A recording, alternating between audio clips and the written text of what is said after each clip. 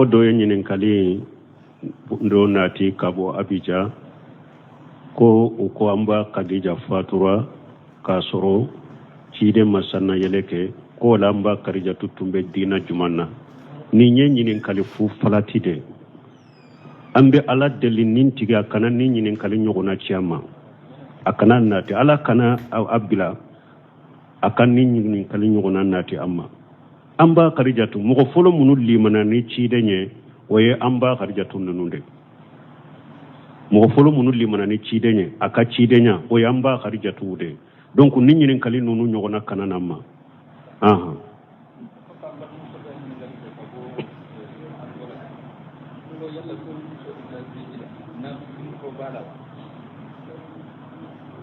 bon ko ni muso bɛ taa hiju la naami fini kɔba la wa naamu fini tɛ muso la muso kɔni ni a ye alimura ta ou bien a ye hiju ta naamu fini kɛrɛkɛrɛnlen tɛ muso la ciden ko muso ni a ye naamu ta a y'a bali fɛn fila de la la talbasul kunfajayni wala tatanaqab wala yatanaqab a ko ni muso ye ihramu ta gan fula a kana olu don a bolo la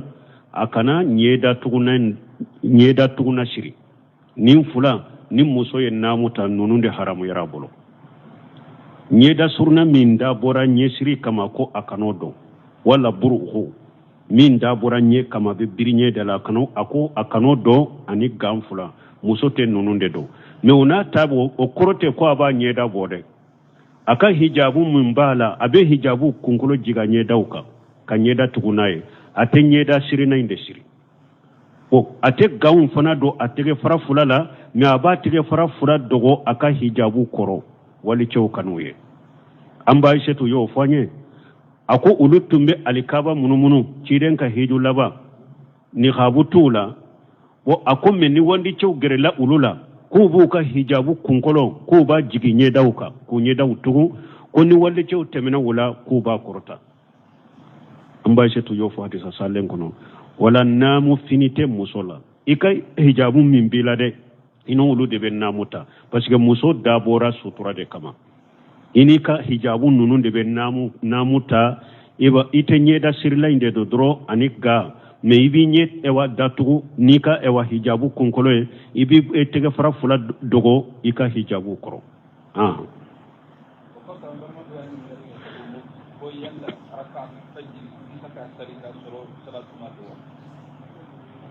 ko dɔ ko arakatal fajiri yala bɛ se ka sali ka sɔrɔ salatu ma dɔ wa arakatal fajiri bɛ dilo fajiri wagati de la ni e bɛ fajiri dɔn ni yɛrɛ ye ni fajiri kɛnɛ cira hari ni salatu bɔra ma salatu bɔ i bɛ arakatal fajiri sali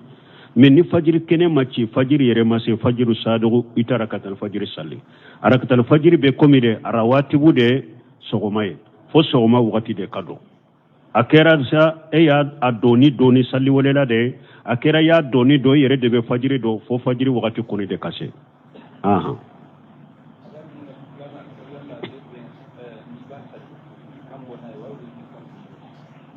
ko n'i b'a sali i bɛ kan bɔnna i bɛ kan gunda de dɔnnikɛbaw ko ninnu yɔrɔ la ko hadamaden min i dusukun min ka ɲi dusukun na lesiri la min ye sufɛ saliw le olu bɛ bange de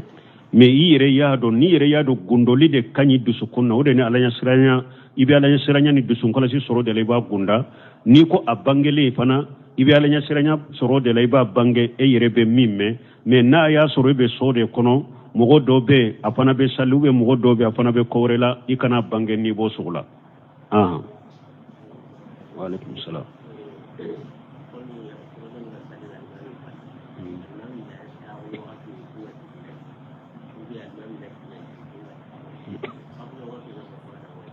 bon ko mɔgɔw dɔ n'u bɛ sali alimami nɔfɛ i b'a sɔrɔ alimami bɛ sigi olu bɛ wuli ou bien ni alimami bɛ wuli olu bɛ sigi kabula b'a la ou bien bada b'a la n'a y'a sɔrɔ alimami kɔfɛ mɔgɔ ni alimami ye sali ta ɲɔgɔn fɛ ni ɲina fitinin minnu b'i sɔrɔ alimami bɛ ninnu ta ye kabula tɛ e ka bada t'i ka ninnu na ni alimami sigira e ɲana alimami wulila la e wulila tuma min y'a dɔn a bɛ sigi de la i sagira ou bien alimami wulila e ɲana alimami sigira e sigira tuma min y'a dɔn a wulila i wulila ini alimami ye sallita ɲɔgɔn fɛ baada tɛ e ka kabulati kan nunu na ɲɔgɔnna alimami b'u ta i ye mais n'a y'a sɔrɔ e kɛra masibugu ye dɛ ini alimami ma sallita ɲɔgɔn fɛ ni nunu na ɲɔgɔnna y'i sɔrɔ alimami ka salamu kɔfɛ to min tɔɔrɔ i la e yɛrɛ y'a nati n'i ye min kan ni kabula de ka kan i bɛ kabula kɛ n'a ni baada de ka kan i bɛ baada kɛ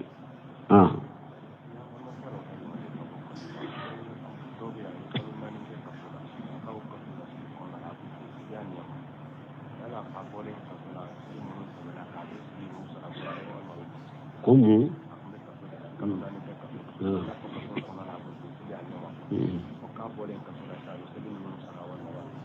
Bon, ko an balima dɔ ko ale tun bɛ kaso la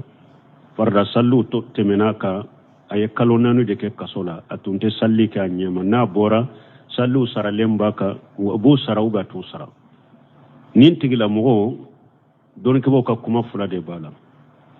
hari o don n bɛ Useyiminu ka kitabu lajɛ al-Liqa'ul Babul Maftuhu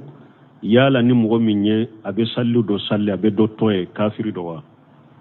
a ko ka karamɔgɔkɛ bolo min ye Sheikh Abdallah Bin Baz ale bolo farida sali kelen n'i y'a to ye i ye kafiri de ye n'an ko Bin Baz ko tɛ Bin Baz ka hakilina tɛ dɛ salafu caman b'o kan salafu ni sɛbɛw la mɔgɔ caman b'o kan farida kelen n'i y'a to ye k'i tugu k'a to i ma sali i ye kafiri de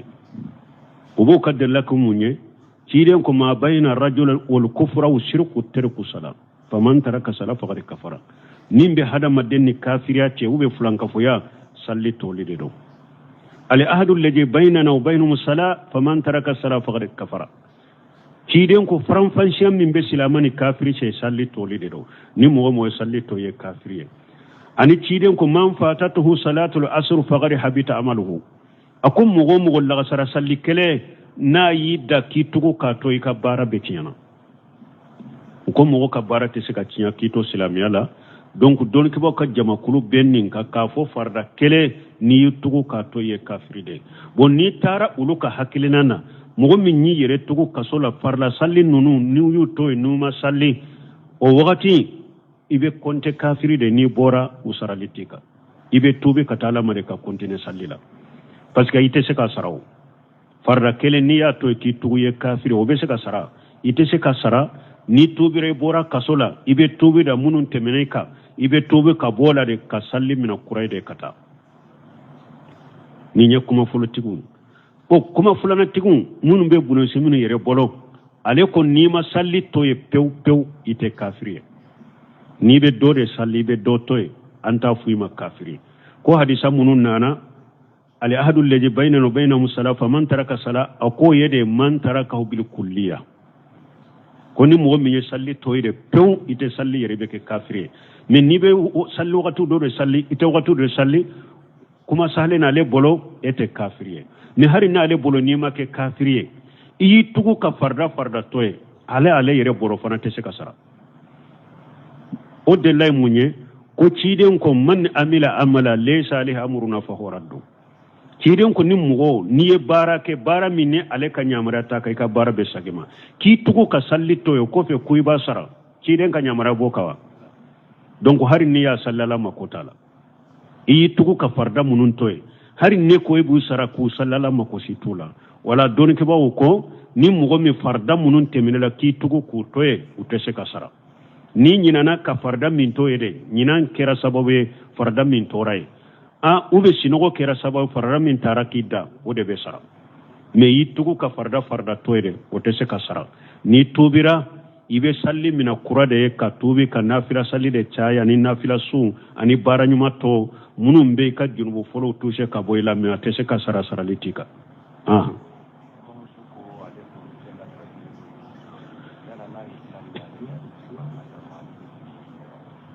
bon ko an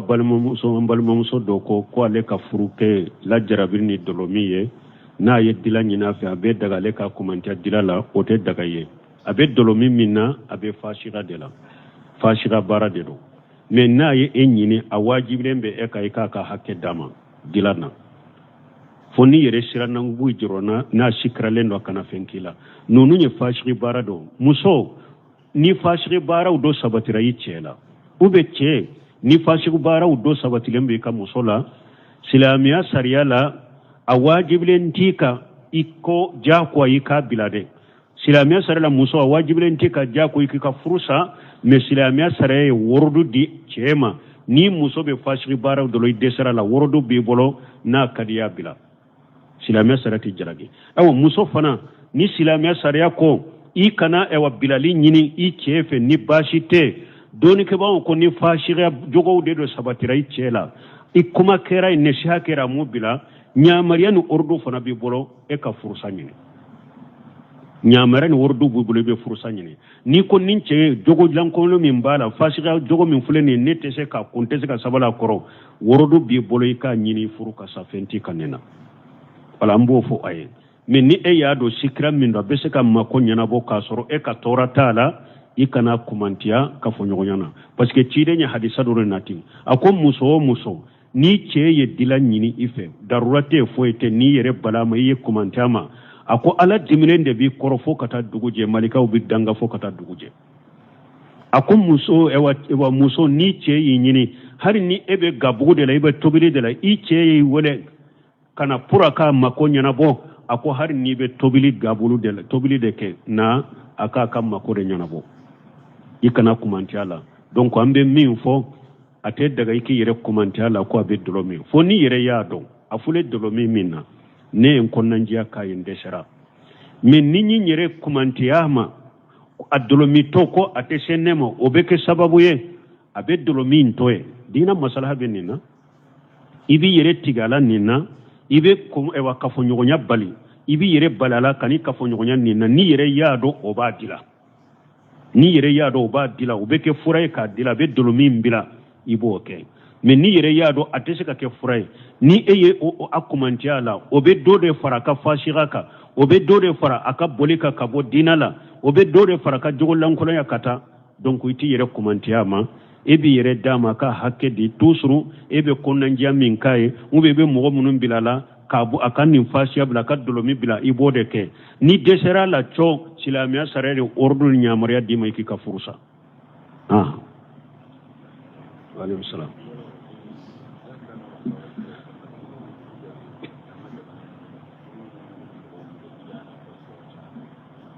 Bon, ko ewa cire na kasabo tumbe furu ke chogodi. Furu kibaria dongo damba foya.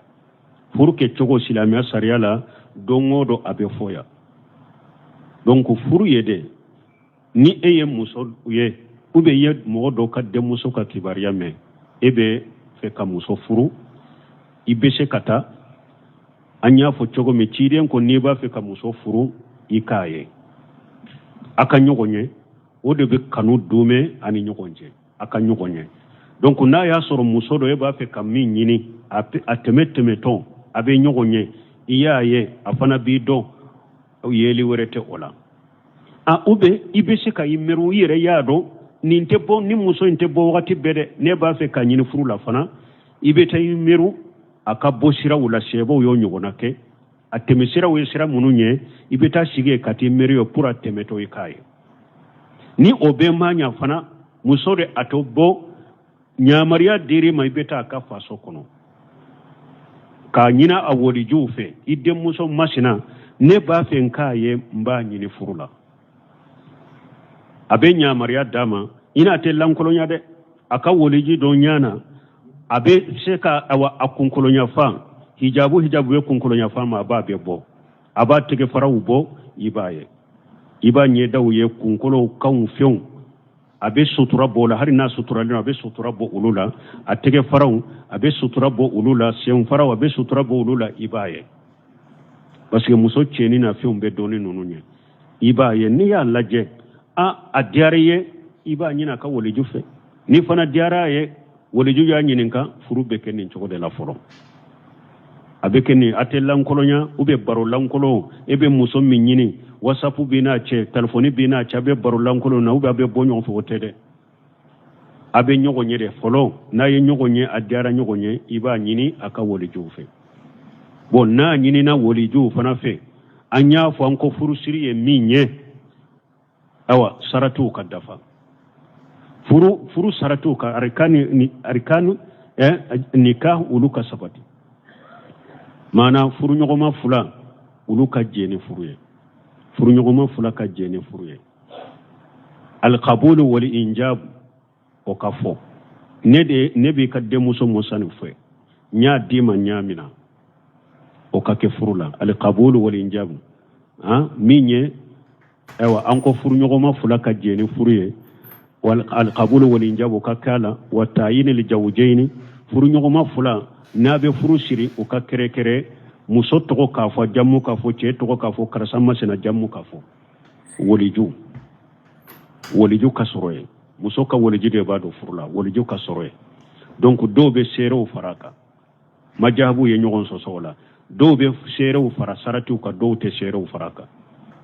parce que hadisa min nana la nikahu illa bi waliyin wa shahidaini u ko shahidaini masaha hadisa dɔnbagaw dɔw y'a saha ka fara kan dɔw ma saha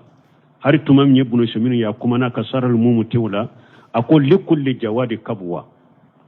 ako bolito be mɔgɔ bolito be be kirinto ako Sheikh Albani ka faraka hadisa doni ka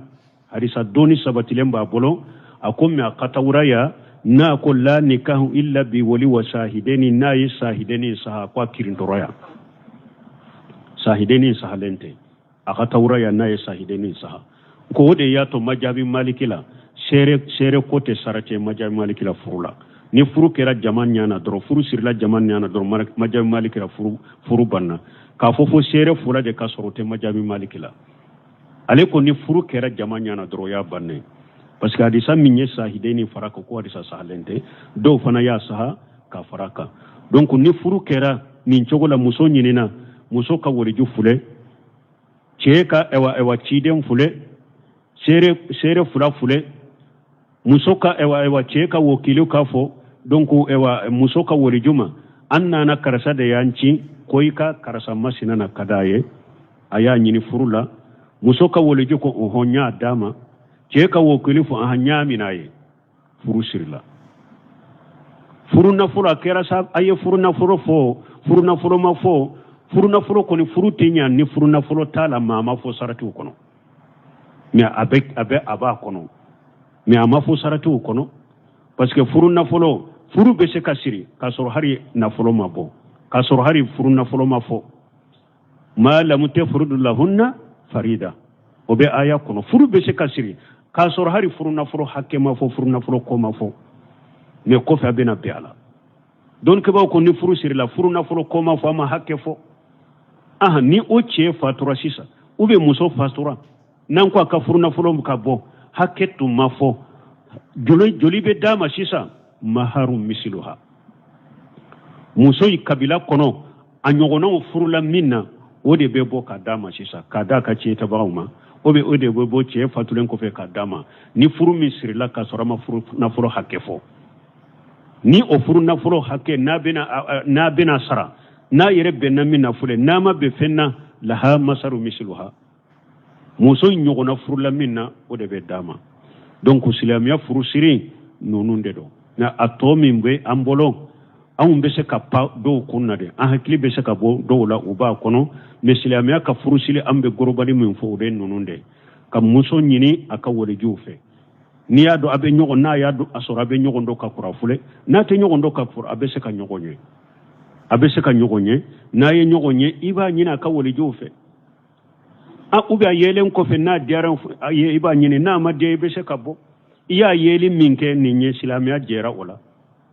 hari ni amadia ni bora silamiya jera ola bon na kadiye fana iba nyini aka woli jufe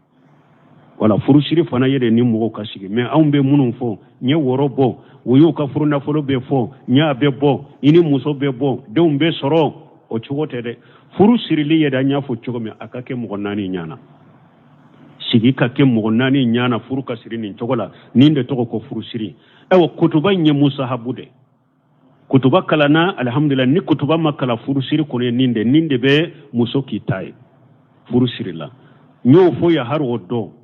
bon ni mogo be famu ke kadresu la me man kan sagi nonu na dongodo haro do nyo fo ya bon ko hari ni furusiri la nyuma abila afa yireka adogo da kataka dima me harambe minke furusiri sahale nyire kelen kofe eni muso be bo ena be se nyogona o simanka o bebina ni nyakambi wore de fitna wore won nyofe har ni furusiri dafale inkera anyuma ye minye musoto ina kanallan kolonya kana shama fo domi ika nyina fafe mperela ayenka musodi nu ya dogoda kata ka dima domi ode ya dafale aha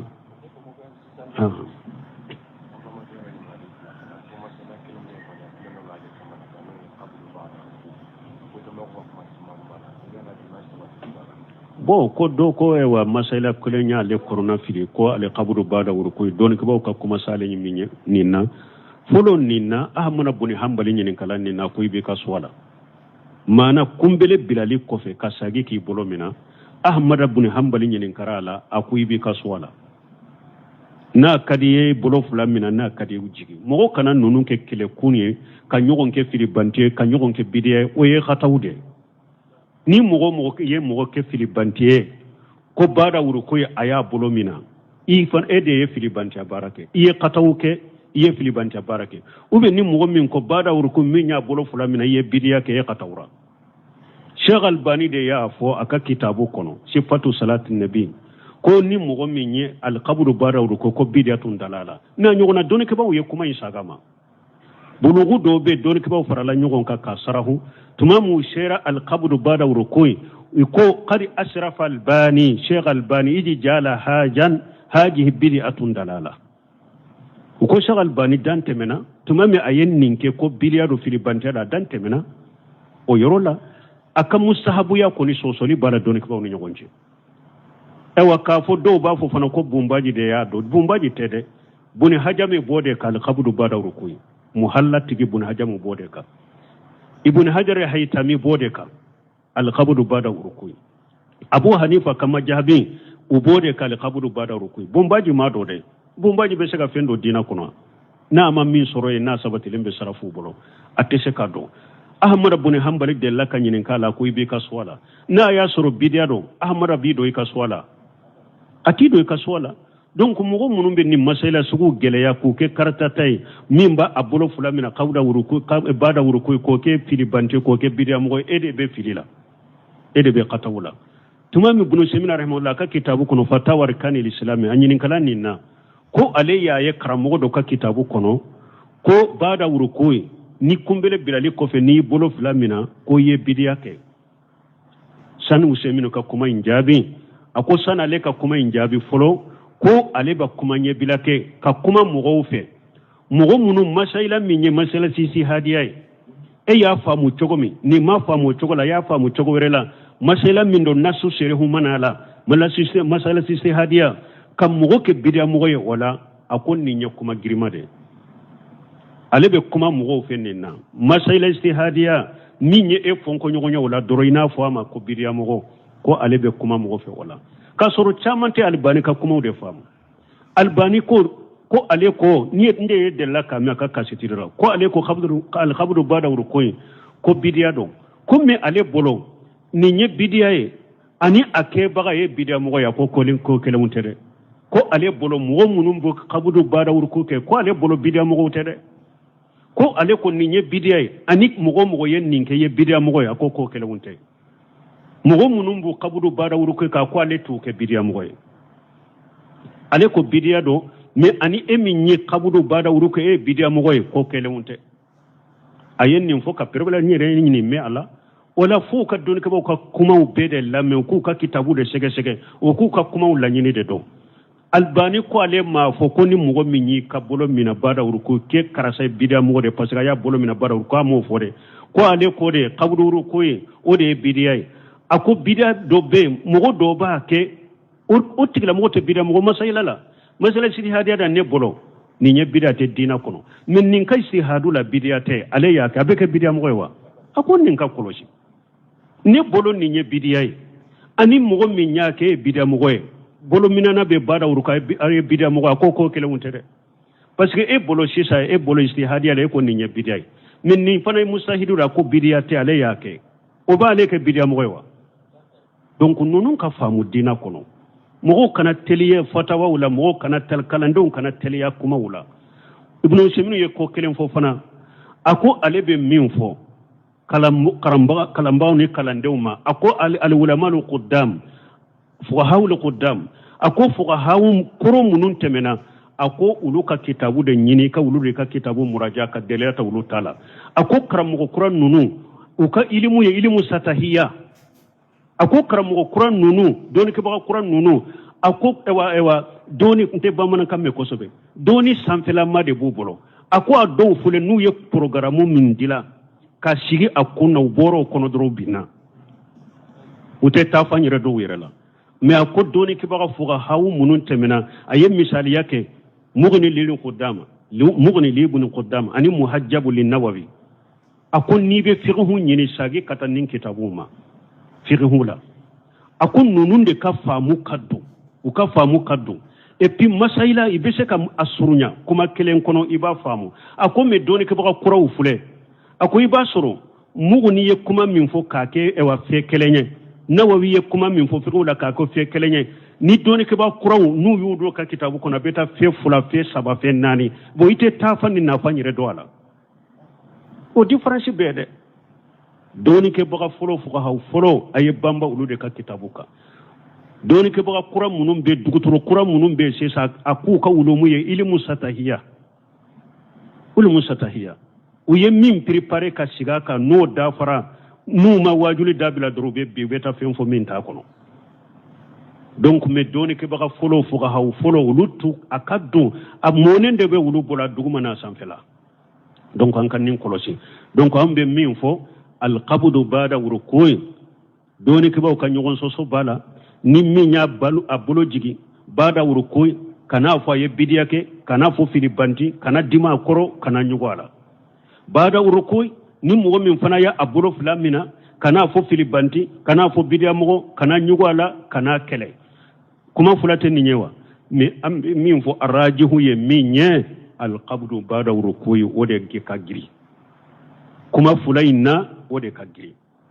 parce que munun ko kumbele bilali ko fe ki bolo fula jigi ko ciden ko nambe sallan kan bolo mina ko me hadisa mana ko ni kumbele mina ika sagi kumina ko donc ko ibu jigi de o ka delila fule ko nasu mana hadisa mana ko an ka sagi kumina ulu ka delila fule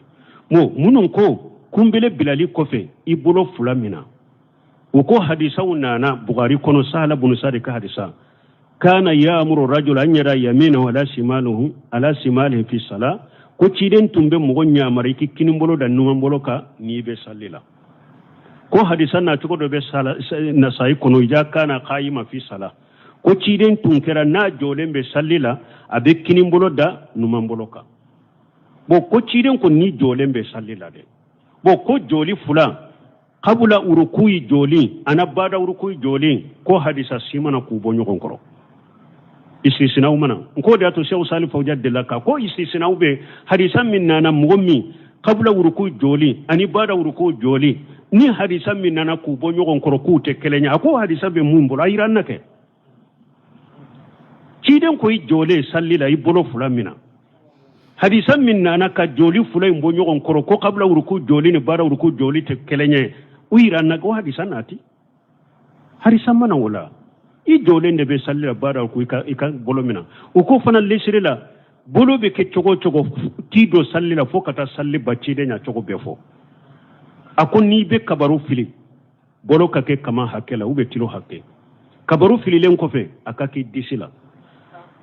ni kala na kalamba na ibeta urukula boro fula ka korota ni bora urukula boro fula ka korota ni tara ewa urukula boro fula ka da kumbele fula ka ika kumbele minanuye ni tara sujudila ewa sujudi ka ke boro fula ni nyogonche tege fara fula ni nyogonche ubeke chogo choga yafo ni bora urukula ube dan i bolo ishenka chogo ma yafo ni be tahiyala hari be bolo konu kuru bolo konu mimbe sama ya befo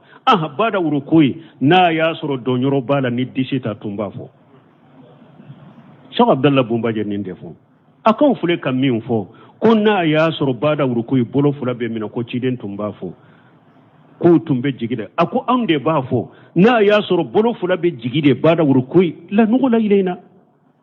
o de tumbe fo parce que bolo chogo be fora sallila na ya soro uruku kofe ko abe jigide la nugula ilaina chebo tumbo fanye kafara kafana sebo tunkera tunyafo ko ni ciden ko sami Allahu liman hamidahu ko abe joli janna fo abe bo joli janna fo ulu yire ba jate mina nyinana de ha ko ulu ba jate nyina yire anyinana de bon na ya suru don ko bon na ya suru qabla ruku'i joli ani bada ruku'i joli no be bo nyogon koron sebo ba jate mina ko ciden nyinana wa parce que badu joli fula inte kelenye na ya suru qabla ruku'i joli bolo fula be disila bada ruku'i joli bolo be jigi yala isga sebo ba a jate mina ko ciden nyinana ala jate la be abe salli arakande la meta urukula nyina we nyina miro yorola ni ya yo ko fo ya jate mina ko cide fo tumba jate mina ko ciden nyinana de donc o ya soro de joli fula inte bonyo konkoro de ni joli fula tumbe bonyo konkoro tumbe e wa qabla ruku'i joli ani bara ruku'i joli bonyo konani oye ko ciden tumbe na isma law liman hamdake abe joka jo janke fo an ba jate mina kwa nyinana de o ko na ya soro joli fula imbe bo nyogo na ni tege jigli na fene utunte ewa nyina miri kwa utinte nyina ewa jate mina donc an alaka hakiman dama kuma mi sahlendo har Sheikh Albani ka kalandendo ya kitabu do dila kitabu nya jijunani ara u Sheikh Albani al-fiqhiyya fil ibadati ayo ke jiju fulay ara u Sheikh Albani الفقهية في المعاملات أيوك جيجو فلاي تمام القبض بعد وركو يرو ni ale masayla min fo majabi tugu ye min fo la bo fo anka wakati doni ke bago ye min fo abe bet tafo ka bet dalila fo ko fi abe munaqasuke o ko fi abe terjihuke tumami anana o yerola ako ewa minye anka kramugo ke min fo albani ko bada wurku ka bolo jigi ko jamhuru bode kade ko me munun ko bada urukuy ke bolo fulamina ko cinyala ko ulude ka hakilina ni hadisa ukasuru ulude ka hakilina ni delila ukasuru munun ko bada urukuy bolo fulaka mina ako ulude ni ka hakilina ni delila ukasuru kateme Sheikh Albani taka aka karande ndo de yenninke donc ambe min fo al qabdu bada urukuy wode kuma sahalenya doni ke bawo bolo nyere sigile Abdul Muhsin Qur'an alhamdulillah do ya nyinin kannina al qabdu bada urukuy ako don ke baka kuma fula bala do ku jigi do ku mina ako rajihu iku mina kasalli bara urukui ako rajihu yemi ka ku bolo fula mina Sheikh Abdallah Bumbaji abodeka lejina daima li muslim oliftayu groupe min be nyin kali jabilu yode ke lejina kono ubodeka arajihu bada urukui bi bolo fula mina de Sheikh Sal Fawjani abodeka arajihu bada urukui bi bolo fula mina de don ke baka chama ni mufti chama ne nya fo chogo mi ni mo mi nya bolo jigi ka salli neti ko ntabili control ntafu ye filibantiye ntafu ye jahiliye masina sisi hadiya do e ya famu chogo mi ake ube karamogo munu e ibe dalembe karamogo munu uri ya famu chogo mi yake choma ko chogo la neti jalabi fo itinna yiche jugu ya tininche fo itinniche ne fana ya famu chogo mi ani karamogo munu dalemba la uye mingiriya ne fana bode ka al qabru badar ko mboke e wa bidiyate ewa rajihu yo fanade alaka hakiman dama subhanakallahumma rabbana bihamdika ashhadu an la ilaha illa anta astaghfiruka wa atubu ilayk